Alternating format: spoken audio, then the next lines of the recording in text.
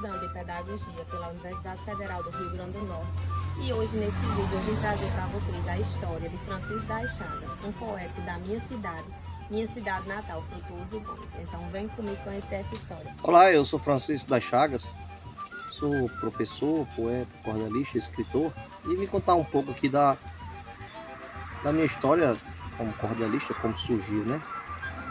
Meu pai era amante da literatura de cordel, apesar de ele não ser um poeta, mas ele era colecionador.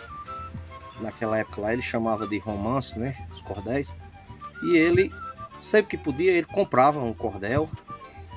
E na verdade ele tinha praticamente uma coleção de cordel, em torno de 45 a 50 cordéis.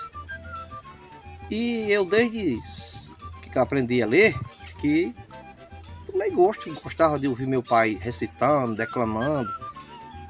E assim eu fui tomando gosto, né? A minha família não tem nenhum poeta, nenhum cordelista, né? Mas eu peguei essa herança lá do meu pai de gostar de cordel. E aos 12 anos, mais ou menos por aí, eu botei a ideia na cabeça de um dia eu vou fazer um livro, um cordel para meu pai ler.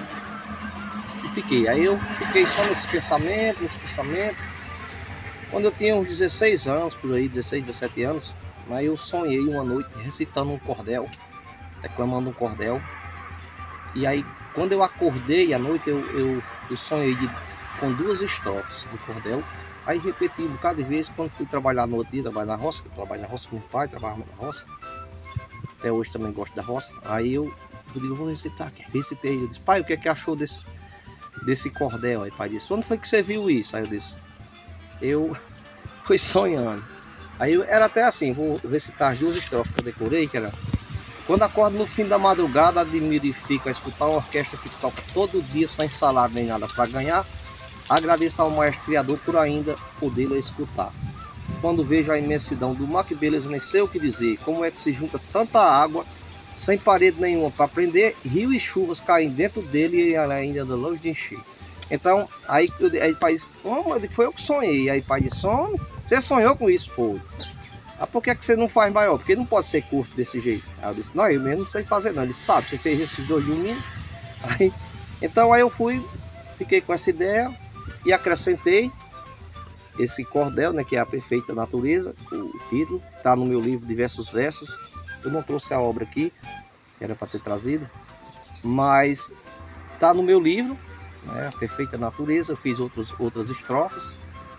E aí continuei. Quando foi 2007, por aí, eu fui fazer graduação na UERN e um professor me falou, eu apresentei muito trabalho lá em forma de cordel, de poema, e o professor disse, Chagas, por que é que você não publica um livro? Aí eu disse, eu não tenho condições financeiras, nem tenho como, não tenho nem ideia de como será isso.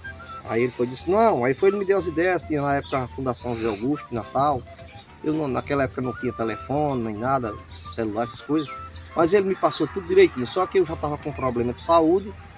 E quando ele já me deu um projeto, que lá a fundação entrou em contato, eles me pediram um projeto. Ele me deu como passo a passo do projeto. Mas eu peguei um problema de saúde, joguei tudo no mato e parei.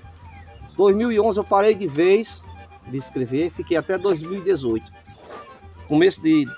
Final de 2017 para o começo de 2018, aí uma amiga minha, de Lucrécia, que eles fazem a cavalgada dos Três Heróis, o pessoal que me ajudaram muito, né, no meu problema de saúde, minha família, meus sobrinhos, minhas irmãs e colegas de trabalho. Então, uma colega de trabalho, ela disse, Chagas, faça um cordel para cavalgada. Aí eu falei, não, eu não estou com condições de fazer não, já está com 2011 para cá, não escrevi mais nada. Aí ela disse, não, mas faça. Aí eu fiz.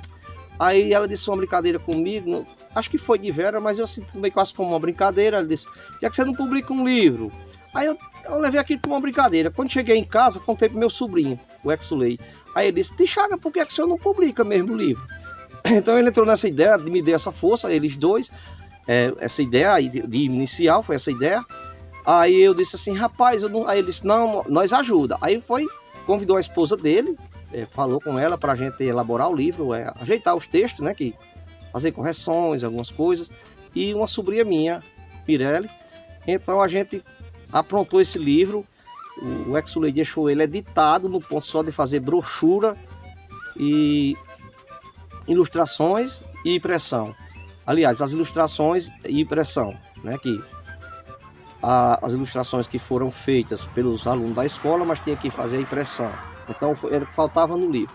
Então a partir daí, em 2019, a gente lançou o livro. Graças a Deus foi um sucesso, porque eu já vendi mais de 400 exemplares, né? Teve alguns que eu doei, mas de venda mesmo foi uns 400, né? Eu pedi uma tiragem grande de 700 livros. O dono da editora até ficou admirado, mas eu tinha os projetos para vender, e se não tivesse sido a pandemia, eu acredito que teria vendido todos, né? E tem alguns aqui, mas são poucos que eu tenho. E assim, a minha história do cordel surgiu daí. E eu sempre também gostava de escutar a cantoria, né? De repentista pela rádio, né? Tinha umas rádios aí que meu pai chegava da roça para almoçar, tinha uma que era de 10 e pouco da manhã, aí tinha aqueles cantores lá, aqueles repentistas e cancioneiros, Louro Branco, Toninho de França, Zé Cardoso, Ivanildo Villanova, Geraldo Amanso, esse pessoal todo, né? Valdir Teles, esse pessoal todo eu escutei no rádio. E eu fui tomando gosto, Eliseu Ventania, enfim. E sempre que podia, quando eu já me tornei independente financeiramente e tudo, sempre que podia eu estava comprando um cordel e tal e tal. Então foi assim que surgiu, né? Foi uma ideia que veio lá do meu pai, né? Que não era cordelista nem poeta, mas declamava muito bem, recitava muito bem. Ela até hoje ele sabe alguns trechos, né? De alguns cordéis. Eu lembro dos cordéis que ele tinha na época. Era O Reino da Princesa da Pedra Fina, Valentão do Peixeiro, o Tempo que os Animais Falavam, O Tostão de Chuva. Então essas coisas aí tudo eu lia e relia, e infelizmente essa relíquia do meu pai se perdeu, né? Porque ele guardava num caixãozinho de madeira e colocou lá, a gente ficou sem usar muito tempo, deu saraça, cupim, enfim, perdeu-se tudo. Mas a minha história, como cordelista, como poeta, então é isso, pessoal. Espero que tenham gostado. Muito obrigada e até o próximo vídeo. Tchau, tchau.